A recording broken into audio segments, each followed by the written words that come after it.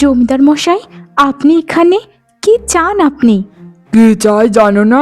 তোমাকে বিয়ে করতে চাই। আপনার লজ্জা লাগে না এগুলো বলতে? আপনি তো বিবাহিত, বিবাহিত হয়েও আবার আরেকটা বিয়ে করতে চান? আরে অত উদগ্রীব হবার কোনো কারণ নেই। জমিদারের রক্তে মিশে আছে, তারা 3-4টে অনায়াসে বিয়ে করতে পারে। ছি জমিদার মশাই, আপনার লজ্জা করে না এগুলো বলতে? মানুষের জীবনে একবারই বিয়ে হয়। আপনি এখান থেকে চলে যান বলছি। তুমি কিন্তু ভুলে যাচ্ছ কমলা, আমি এ গ্রামের জমিদার। বেশি বার বাড়লে কিন্তু ভালো হবে না। সে আপনি যা ইচ্ছে তাই করে নিন, তবু আপনার মতো এরকম লোককে আমি বিয়ে করতে পারবো না। এই গ্রামের পুচকে মেয়ে, জানিস না জমিদারের সাথে বেশি বাড়াবাড়ি করলে তোর ভালো হবে না। মেনে নে বলছি, মেনে নে। শুনে নিয়েছো তো কি বলেছে? মেনে নেওয়াটাই তোমার জন্য উত্তম। তোর ঘাট থেকে ফিরতে এত দেরি হলো কেন রে কমলা? আর বলো না গো ঠাম্মি, ওই জমিদারের জ্বালায় আমি তো ঘর থেকে বেরিয়ে হতে পারছি না। জমিদার মশাই তোকে আরো কিছু বলেছে নাকি? বলেছি তো বই কি ঠাম্মি, বলেছে আমি যদি তাকে বিয়ে না করি তাহলে আমার নাকি ক্ষতি করে ফেলবে। কি করব আমি ঠাম্মি, তুমি বলে দাও আমাকে। আমরা গরিব মানুষ, আমাদের কি অর্থ সামর্থ্য আছে রে জমিদারের বিচার করার? এর থেকে ভালো তো মেনে নে। এটা হয় না ঠাম্মি, এরকম একটা চরিত্রহীন লোককে আমি কখনোই বিয়ে করতে পারবো না। আমার যিনি স্বামী হবেন তিনি গরিব অথবা ভিখারি হোক তবু ভালো। তুই তো তোরটা ভালোই বুঝিস রে দিদি ভাই, তাই তুই যা করবি ভালোই করবি। তুমি ওসব নিয়ে ভেবো না তো ঠাম্মি, আমি এসব সামনে নেবক্ষণ। তোমার ব্যাপারে আমি এসব কি শুনছি? তুমি নাকি গ্রামের এক মেয়ের পিছনে লেগেছো? আরে গিন্নি, তুমি কি পাগল নাকি পায়জামা? তোমার মতো সুন্দরী এরকম স্ত্রী যদি কারো ঘরে থাকে, সে আবার কোন মেয়ের পেছনে লাগবে বলো তো? শোনো, আমি কিন্তু সোজা কথার মানুষ, আমি এত প্যাচগোছ অত বুঝি না। তুমি যদি অন্য কাউকে কোনোদিন বিয়ে করে সতীন ঘরে নিয়ে এসেছো তো তাহলে কিন্তু একদম ভালো হবে না। আরে বললাম তো, এরকম জীবনেও হবে না। যাও যাও, এখন দাসীকে বলো আমার জন্য খাবার বাড়তে। আমার খুবই খিদে পেয়েছে গো গিন্নি। ঠিক আছে, তুমি খেতে গিয়ে বসো, আমি দাসীকে বলছি যেন তোমার খাবারটা নিয়ে যায়। আর আমি কিন্তু শেষবারের মতো তোমায় বলছি, আমি সতীনের ঘর কখনোই করতে পারবো না। আরে তুমি নিশ্চিন্তে থাকো তো। ঠিক আছে।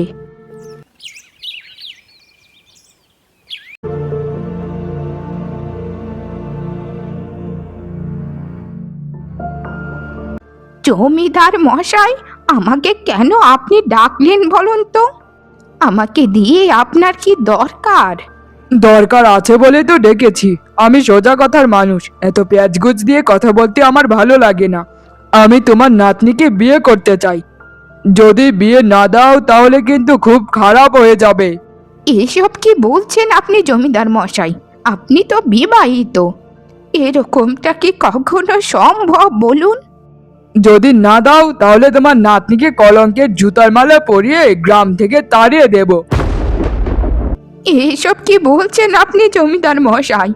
এরকমটা করবেন না, দয়া করে এরকমটা করবেন না। আমার অনাথ নাতনিটার সাথে এরকম অন্যায় করবেন না। তাহলে ভালো ভালো রাজি হয়ে যাও, বুঝেছো? তোমার নাতনিকে ভালো মতো বোঝাও, এতেই তোমাদের সকলের জন্য মঙ্গল। ঠিক আছে জমিদার মশাই, তাহলে আমি আমার নাতনিকে বুঝিয়ে বলবো যেন আপনাকেই বিয়ে করে। বাহ বাহ, এই তো বুড়ি পথে এসেছে। ঠিক আছে, এখন এখান থেকে বিদায় হয়ে যাও। আর অত চিন্তা করতে হবে না, তোমার নাতনিকে আমি ভালোই রাখবো। হে বিধাতা, জানি না কার পাল্লায় পড়লো আমার নাতনিটা। রক্ষা করো তুমি বিধাতা, রক্ষা করো। কি গো ঠাম্মি, কি কথা বলবে বলে বলছো না যে? মানে বলছিলাম কি কমলা, আমার তো বয়স হয়ে গেছে, আমি আর কতদিন ভাই বেঁচে থাকবো বলতো? তোর যদি একটা ভালো জায়গায় ব্যবস্থা করে দিতে পারতাম। ঠাম্মি, এত ঘুরিয়ে পেঁচিয়ে বলো না তো, একটু ভালো মতো বলো না কি হয়েছে। বলছিলাম যে তুই জমিদার মশাইকে মেনে নে। ঠাম্মি, তুমি এটা কি বলছো বলো তো? এরকম কথা বলতে তোমার একটু বাঁধলো না? জমিদার মশাইকে আমি কখনোই বিয়ে করতে পারবো না। তুমি তবু আমাকে নিজের ইচ্ছেতে এগুলো বলছো? ছি ঠাম্মি, ছি, আমি বিশ্বাস করতে পারছি না তোমার কথা। যদি জমিদার মশাইকে না বিয়ে করিস তাহলে তুই আমার মরা মুখ দেখবি। আর আজ থেকে আমি খাবার দাবার সব কিছু বন্ধ করে দিলাম। এভাবেই আমি ধুকে ধুকে মরবো। কি বলছো এসব তুমি ঠাম্মি? আমার ঠাম্মি এরকমটা হতে পারে না। তুমি তুমি আমাকে নিজের ইচ্ছে জোর করে জমিদার মশাইয়ের কাছে বিয়ে দিতে চাচ্ছ? না ঠাম্মি, না, আমি এমনটা তো তোমার কাছে কখনো আশাই করিনি। আমি পারবো না ঠাম্মি, আমি পারবো না। ঠাম্মি, ও ঠাম্মি, তুমি দুদিন ধরে তো কিচ্ছুটি খাচ্ছ না। এভাবে চলতে থাকলে তো তোমাকে বাঁচানোটা দায় হয়ে যাবে। কিছু তো অন্তত খাও ঠাম্মি। বলেছি তো আমি, তুই যদি জমিদারকে বিয়ে না করিস তাহলে আমি এভাবেই ধুকে ধুকে মরে যাব। ঠিক আছে ঠাম্মি, আমি যদি জমিদারকে বিয়ে করলে তুমি ভালো থাকবে, তাহলে আমি জমিদারকে বিয়ে করব। তবু তুমি নিজেকে এভাবে শেষ করে দিও না ঠাম্মি। তুমি যে আমার বাবা মা। সত্যি সত্যি বলছিস তো দিদি ভাই? তাহলে তাহলে আমি খুব খুশি হলাম রে। আমি জমিদার মশাইয়ের কাছে আজই খবর নিয়ে যাচ্ছি। জানি না ঠাম্মির কি হলো, আর জমিদার মশাই বা ঠাম্মিকে কি বলেছে। হে বিধাতা, তুমি আমাকে সাহায্য করো। আমার জীবনে কি আছে আমি জানি না। ছি ছি ছি ছি ছি, লোকে যা বলতে তুমি তাকেই সত্যি করেছো। ওই ভিখারির মেয়েটাকে বিয়ে করে ঘরে তুললে অবশেষে। আরে গিন্নি, রাগ করো না। তুমি আমার প্রথম বউ, তাই তোমার অধিকার কেউই কখনো কেড়ে নিতে পারবে না। তুমি তোমার জায়গাতেই সবসময় সম্মানিত থাকবে। চুপ করো বলছি, চুপ করো, আমার সাথে একটা কথাও বলবে না। তুমি মিথ্যে কথা বলে আমাকে এতদিন ঠকিয়েছো, আবারও আমাকে মিথ্যে কথা বলা হচ্ছে। আমাকে মিথ্যে সান্ত্বনা দিতে তোমার লজ্জা করছে না? না, লজ্জা করছে না। আর দু চারটে বিয়ে করা প্রত্যেক জমিদারেরই ধর্ম। এমন একটা স্বাভাবিক ব্যাপার নিয়ে অত হইচই করো না তো। এটা স্বাভাবিক ব্যাপার? তোমার কাছে এটা স্বাভাবিক লাগছে? আর এই শোন, এই ভিখারির মেয়ে, তুই কোন সাহসে রে আমার স্বামীকে দখল নিয়েছিস? সতীন কাটা হয়ে এসেছিস। না গো দিদি, আমি আপনার স্বামীকে কখনো হাত করিনি। আসলে আপনার স্বামী আমাকে পছন্দ করে বিয়ে করেছে। এতে আমার দোষটা কোথায় বলুন?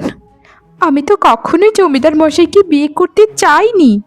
ন্যাকা সাজা হচ্ছে তাই না? ন্যাকা সাজা হচ্ছে। নিজেকে খুব সুন্দরী দাবি করছিস তাই তো? তুই যেভাবে আমার ঘরে সতীন হয়ে এসেছিস, তোকে সেভাবেও শান্তিতে থাকতে দেব না। দেখিস তোর অবস্থাটা আমি কি করি। শোনো জমিদারের দাস দাসীরা, তোমাদেরকে আজকের পর থেকে আর কোনো কাজকর্ম করতে হবে না। আজকের পর থেকে তোমাদের ছুটি। কিন্তু মালকিন, এটা আপনি কেমন কথা বলছেন? এখানে বছরের পর বছর আমরা দাস দাসী হিসেবে আছি, হঠাৎ এভাবে কিভাবে আমাদেরকে তাড়িয়ে দিচ্ছেন বলুন? আমরা কোথায় যাব এই জমিদার বাড়ি ছেড়ে? আমার যে স্বামী অসুস্থ, তার সেবার জন্য অনেক টাকার প্রয়োজন। আর আমার বাপ মা মরা মেয়েটা কত কষ্ট করে সংসারটা চালাই গো। গিন্নিমা, দয়া করে বের করে দেবেন না। ভাতে মরবো গো গিন্নিমা, ভাতে মরবো। চুপ কর একদম বলছি। জমিদার গিন্নির মুখে মুখে তর্ক করতে তোদের ভয় করছে না? যা, তোরা যখন এতই আমার সাথে তর্ক করছিস, তাহলে তোদেরকে এখন আর মাইনেটাও দেব না। যা, এই মাসের মাইনে পেতিস তাও পাবি না। এখন চোখের সামনে থেকে দূর হয়ে যা বলছি, দূর হয়ে যা। এখন তুই বুঝবি কমলা, জমিদার বাড়িতে সতীন হয়ে আসার ফল। দিদি, বাড়ির চাকর বাকরেরা কোথায় গেছে? তাদেরকে তো আমি দেখতে পাচ্ছি না। ওরে আমার এসেছে রে জমিদারের নাতনি। শোন, আমি সবাইকে তাড়িয়ে দিয়েছি। এই জমিদার বাড়িতে এখন থেকে যা কাজকর্ম আছে সব কিছুই তোকে করতে হবে। এটা কেমন কথা বলছেন আপনি দিদি? এটা কি করে সম্ভব? এই জমিদার বাড়ির বিশাল কাজকর্ম আমি একা হাতে সামলাবো কি করে? সেটা যখন নিজের বাড়িতে সামলিয়েছিলিস তখন মনে নেই? সেভাবেই করবি। ভিখারির মেয়ে হয়ে আবার বড় বড় কথা বলছিস। কথাবার্তা এরকম মনে হচ্ছে যেন কোনো রাজকুমারী। এরপর থেকে কমলা জমিদার বাড়ির সকল কাজকর্ম দেখাশোনা করতে শুরু করে। এভাবেই অনেকগুলো দিন কেটে যায়।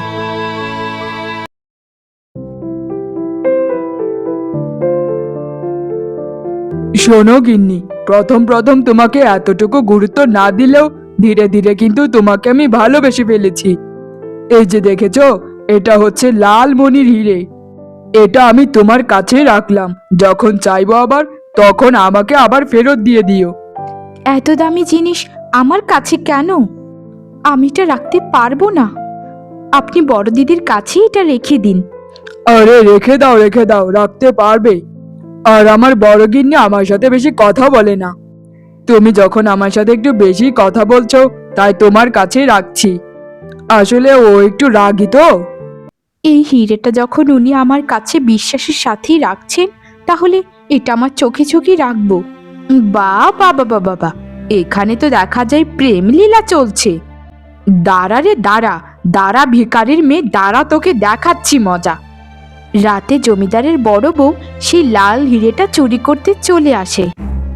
সকালে উঠে যখন দেখবি যে হিরেটা নেই, তখন তুই বুঝতে পারবি রে। হা হা হা হা হা।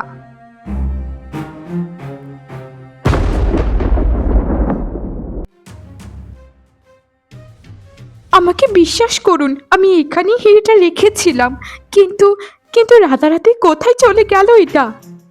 দয়া করে আমাকে ভুল বুঝবেন না। চুপ কর হতচ্ছাড়ি, তোর মতো ভিখারির মেয়েকে বিয়ে করে এনে আমি বড্ড বড় ভুল করেছি। তোর তো লোভেই সামলাতে পারিস না। আমার কথাটি আপনি বিশ্বাস করুন, আমি কোনো লোভ করিনি। এই হীরাটি এই টেবিলের উপরেই আমি রেখেছিলাম যেন আমার চোখের সামনে থাকে। আমাকে দয়া করে একটু অনুসন্ধানের সুযোগ দিন, আমি আসল চোর বের করবই। চুপ কর বলছি, একদম চুপ। তুই আমার অত দামি হিরেটা যখন চুরি করেছিস, তাহলে তোর আর এই জমিদার বাড়িতে থাকাটাই অযোগ্য। বেরিয়ে যা বলছি, আমার বাড়ি থেকে এক্ষুনি বেরিয়ে যা। তোর ছায়াটাও যেন এই জমিদার বাড়িতে না পড়ে। দয়া করে এরকমটা করবেন না। আপনি আমাকে বিয়ে করেছেন এই পুরো গায়ের মানুষ জানে। আমি যদি বাড়ি চলে যাই আমার খুবই বদনাম হয়ে যাবে। শোন, আমি অত বদনামের ভয় করি না, বুঝেছিস? আর আমি জমিদার, আমাকে কে কি বলবে বলতো? আর তোর বদনাম হলে হোক, তাতে আমার কি? আমার এত বড় ক্ষতি করলি, তারপর আবার বদনামেরও ভয় পাস? সতীনের ঘর করতে এসেছিলিস তাই না? তোকে ভালো মতো ঘরটা করিয়ে দিয়েছি। এখন এ বাড়িতে শুধু আমার রাজত্ব চলবে। হা হা হা হা। শুধু আমার রাজত্ব। যা যা গিয়ে যে নালা থেকে এসেছিস সে নালাতে গিয়ে পচে মর, তুই পচে মর।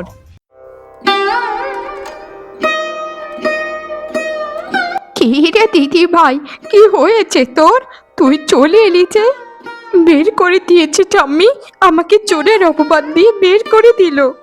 আমার ওই জমিদার বাড়িতে আর কোনো ঠাঁই নেই গো ঠাম্মি, আর কোনো ঠাঁই নেই। কেন তুমি আমাকে জোর করে বিয়ে দিয়েছিলে বলো? আমি সব নষ্টের মূল আমি তো তোর জীবনটা নষ্ট করেছি। জমিদারের হুমকিতে ভয় পেয়ে তোকে বিয়ে দিলাম ওর কাছে। এত বড় সর্বনাশ আমার হয়ে গেল গো। আমি জানি এটা কি করেছে ঠাম্মি, তবে একটা কথা মনে রেখো, যে আমার সাথে এত বড় অন্যায়টা করেছে তারও কোনোদিন শান্তি হবে না। বিধাতা তারও শাস্তির ব্যবস্থা করবে, শুধু সময়ের অপেক্ষা।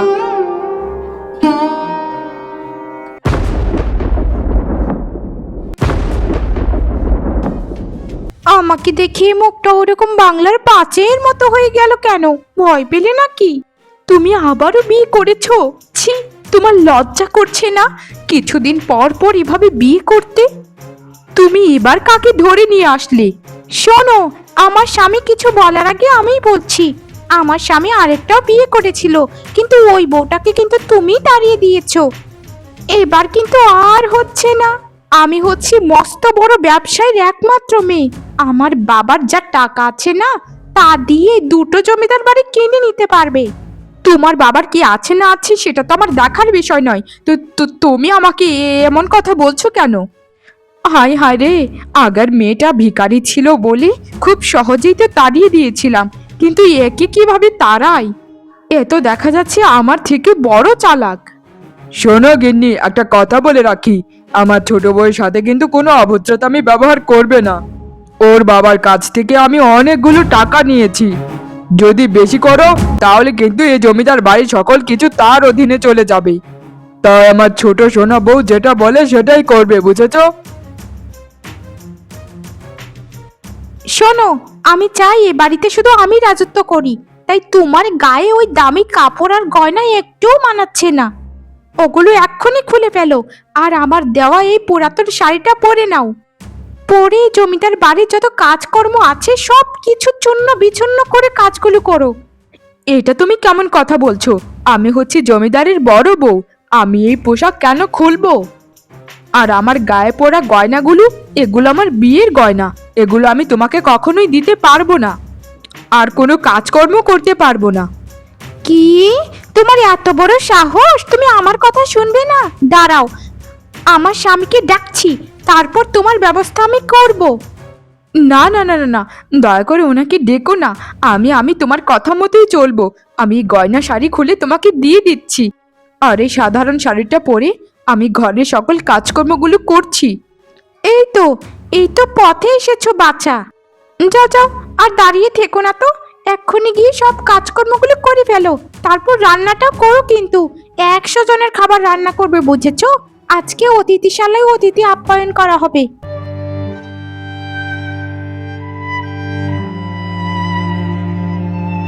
দুজনের খাবারই রান্না করতে পারছি না, সেখানে 100 জনের খাবার কি করে রান্না করব আমি? আমি কমলার সাথে কত বড় অন্যায় করেছি এখন আমি হাড়ে হাড়ে টের পাচ্ছি। কমলা, কমলা রে, আমায় ক্ষমা করে দিস বোন। না না না না, এভাবে নয়। আমি এখন এখান থেকে পালিয়ে যাব, গিয়ে কমলার কাছে ক্ষমা চাইবো হাতে পায়ে ধরে।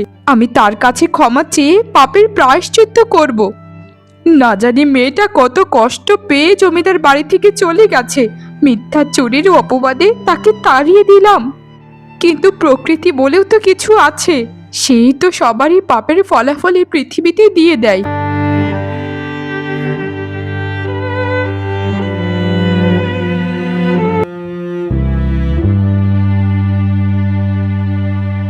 আরে আরে, আমার কি সৌভাগ্য, জমিদারের বড় গিন্নি আমার বাড়িতে। গিন্নিমা, আপনাকে যে কোথায় আমি বসতে দিই সেই জায়গাটুকু তো আমার নেই। আমি যে খুব গরিব মানুষ। এভাবে আর বলিস না রে বোন, এভাবে বলে আর আমাকে লজ্জা দিস না। তোর সাথে অপরাধ করে, তোর সাথে পাপ করে দেখ আমার কি অবস্থা হয়েছে। আমাদের স্বামী আবারও বিয়ে করেছে, তাও আবার খুবই ধনী পরিবারের একটি মেয়ে।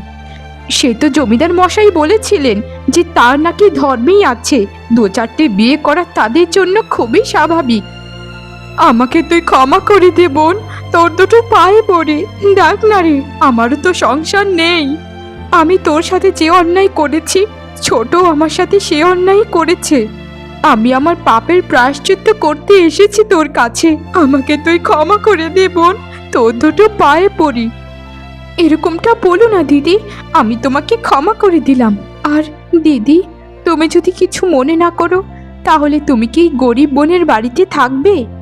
তোকে আমি চিনতে পারিনি রে কমলা, তোকে আমি চিনতে পারিনি। তুই কত ভালো মনের মানুষ। তুই গরিব নস রে বোন, গরিব নস। তুই তো হচ্ছে সব থেকে বড় লোক, যার কিছু না থাকতে পারে কিন্তু অনেক বড় একটা মন আছে।